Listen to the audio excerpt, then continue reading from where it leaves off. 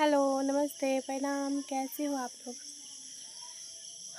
राधे राधे। कैसे हो आप लोग? माता रानी का कृपा आप सब पे बनी रहे। फाइनली बारिश आ गई हमारे यहाँ, और ऐसी बारिश आई, ऐसी आई कि आप यकीन नहीं करोगे। पौधे भी नहीं भीगे। सारे शहर में, सारे गांव में बारिश हो रही है। हम तो इतनी मन्नत मांग रहे थे बारिश होने की, और हमारे यहाँ ऐसी बारिश हुई कि आप यकीन ही नहीं करोगे। देखो, बस थोड़ा थोड़ा हुआ है, पौधे भी ढंग से नहीं भीगे। लेकिन कुछ भी कहो, स्टार्टिंग वाला बारिश ना और नई नई शादी दोनों सेम सेम लगता है। बड़ी मज़ा आता है। जब शुरुआत होगा बारिश का ना तो इतना अच्छा लगता है, शुरुआत वाला बारिश। और जब नई नई शादी होती है तो इतना अच्छा लगता है। उसके बाद अगर ज़्यादा बारिश होने लगे तो फिर किच किच किच किच, जैसे हम लोग के लाइफ में होता है। शादी के 10 साल 12 साल होने के बाद किच किच किच किच। और बताइए, कैसे हो आप लोग? बहुत अच्छा मौसम है तो सोची चलो छत पे थोड़ा घूमा जाए, तो मैं छत पे आ गई। ये कितना अच्छा लग रहा है। और बच्चे लोग आज तो स्कूल में भीग के आए थे। रास्ते में गाड़ी फंस गई थी तो रास्ते में भीग गए थे दोनों बच्चे। एक तो सही सलामत आ गए, एक को थोड़ा दूर, मतलब गांव है ना, तो गांव में टूटी फूटी रास्ता तो होती ही है, तो वो थोड़ा सा रास्ता टूटी हुई थी, वहीं पे फंस गई थी गाड़ी। वो रास्ते का गांव है ना, तो टूटा फूटा तो रास्ता होता ही है गांव में, तो थोड़ा गाड़ी फंस गई थी, इसलिए लेट से आया। मैं तो इतना घबरा गई थी। जब उसके पापा के यहाँ कॉल किए तो बोले कि रास्ते में है, आ रहे हैं। ड्राइवर का नंबर रखती थी, पर ड्राइवर स्कूल का ना हमेशा चेंज हो जाता है, इसलिए थोड़ा प्रॉब्लम हो रही है। तो बच्चे लोग आ गए और खेल रहे हैं। दिखाती हूँ कितना बदमाश और कितना शैतानी करता है ये लड़का।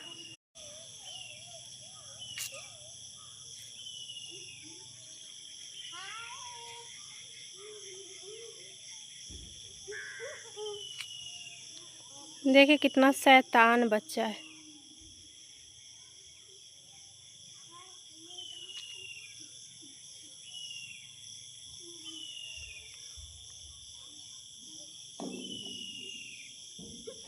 क्या खा रहे हैं अंश?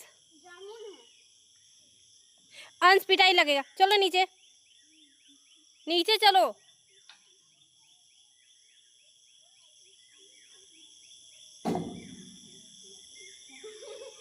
बंदर का दूसरा रूप है।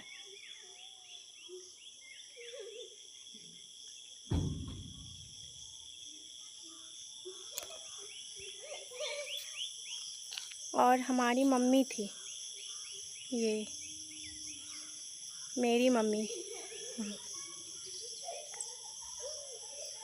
बहुत लोग ना ट्रोल करते हैं कि लोग क्या कहेंगे, अपनी मम्मी को अपने पास रखती है, कैसे, कितना हंसेंगे, क्या क्या बोलेंगे, बेटी की यहाँ माँ कैसे रह सकती है, वगैरह वगैरह। बोलने वाले तो कुछ भी बोल देते हैं। जानवर लोग, जो इंसान है वो तो समझ ही जाता है हर बात, लेकिन जानवर लोग नहीं समझते हैं।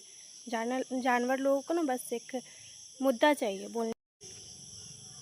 जानवर बोल के इसलिए संबोधित कर रही हूँ ना, कि जो इंसान होता है वो इंसान का मजबूरी समझता है, उसके फीलिंग्स को समझता है कि आखिर ऐसा है तो क्यों है, उसके पीछे कारण क्या है। लेकिन कुछ लोग को ना बस बोलने के लिए चाहिए कि हाँ यार, बेटी के यहाँ रहेगी तो लोग क्या कहेंगे, ससुराल, बेटी के ससुराल में माँ को नहीं रहनी चाहिए। तो यार मजबूरी है रहना, या मजबूरी नहीं, हमारा तो फ़र्ज़ है। क्योंकि जिस दुलार प्यार से अपने बेटे को माँ पालती है, उसी दुलार प्यार से अपनी बेटी को भी पालती है। कोई कमी तो नहीं छोड़ती है, ना बेटी में ना बेटा में। हमारे यहाँ तो ऐसा कोई फ़र्क ही नहीं समझा गया, ना मेरे भाई में ना मुझ में। जैसे भाई को दुलार प्यार किया गया, जैसे उसे पढ़ाया लिखाया गया, वैसे मुझे भी पढ़ाया लिखाया गया, वैसे ही दुलार प्यार से मुझे भी पाला गया है। तो फिर फ़र्क क्यों करना? जब अगर वो कर रहा है अपनी माँ को, तो मेरा भी तो फ़र्ज़ बनता है कि मैं भी अपनी माँ को करूँ। तो मैं और किसी चीज़ से नहीं कर सकती, तो मैं शरीर से तो कर सकती हूँ। क्योंकि होता है कि अगर मैं जॉब नहीं कर रही तो मेरे पास पैसे नहीं हैं, मेरा भाई जॉब कर रहा है उसके पास पैसे हैं, तो वो पैसे लगा देता है और मैं अपने फिजिकली उसका कर लेती हूँ। तो सेवा करना कहीं से गलत नहीं है, लेकिन पता नहीं क्यों ऐसे सोचते हैं। और मेरी मम्मी को मेरे यहाँ आए हुए 3-4 महीने हो गए। स्टार्टिंग में मुझे सब मतलब जितने भी लोग बोले सबको याद रखती हूँ, और समय आएगा तो सबको बताऊँगी, सबका जवाब समय दे देगा। मैं किसी को जवाब नहीं दूँगी, सबका जवाब भगवान देंगे या नहीं तो समय देगा। और बाकी तो कुछ नहीं कहूँगी, लेकिन हाँ 3-4 महीना से रख रही हूँ मम्मी को, और शायद और रखूँगी और ज़्यादा दिन रहेंगी, क्योंकि घर पे प्रॉब्लम है मेरे यहाँ। मेरा भाई जो है मुझसे छोटा है, अभी वो जॉब भी करता है, स्टडी भी उसका चल रहा है, लेकिन जॉब करता है। फिर भी वैसे आपको बता दूं कि मैं 4 बहन हूँ और चारों में सबसे छोटी मैं ही हूँ, और मेरे से भी छोटा भाई है।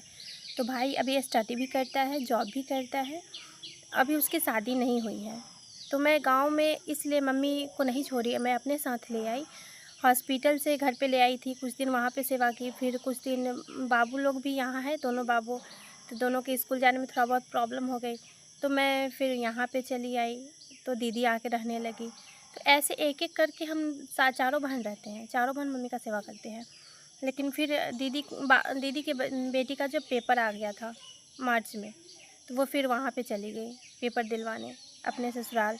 तो फिर मम्मी का कौन करता है? वैसे इस हालात में तो किसी के पति या किसी का बेटा कर सकता है, लेकिन जब हम चारों बहन हैं तो फिर क्यों करना किसी को? तो इसलिए मम्मी को मैं अपने साथ ले आई, और 3-4 महीना से मम्मी मेरे साथ ही रह रही है। जब भाई की शादी होगी तो फिर मम्मी वहाँ रहने लगेगी, भाभी आएँगी तो। लेकिन फ़िलहाल अभी नहीं है, तो ऐसे में दिक्कत हो जाएगा ना कि जैसे कभी कुछ खाने के लिए ही हुआ, और या कभी नहाने का हुआ, तो कैसे कपड़ा चेंज करेगा भाई या पापा? तो ये सब सोच के मैं अपने पास ले आई। लेकिन कुछ लोग को लगता है कि मतलब इससे इज़्ज़त कम रही है। वो उनको ये नहीं पता है कि उनका भी एक समय ऐसा आएगा। लेकिन सबको ये ट्रोल करना है कि कोई कोई देख अपना समय नहीं देख रखा है कि मैं कैसे, मतलब मेरा बुढ़ापा कैसे बीतेगा।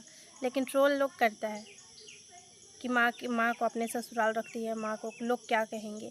अब वही लोग हैं जो कहते हैं, फिर बोलते हैं लोग क्या कहेंगे। तो खैर लोगों को कुछ नहीं कहना चाहती हूँ, जिसका जवाब हम नहीं देंगे उसका जवाब महादेव दे देंगे। मेरे भोलेनाथ पे विश्वास है मुझे, जिस चीज़ का जवाब मैं नहीं दूँगी उसका जवाब भगवान देंगे। इससे ज़्यादा कुछ नहीं बोलूँगी।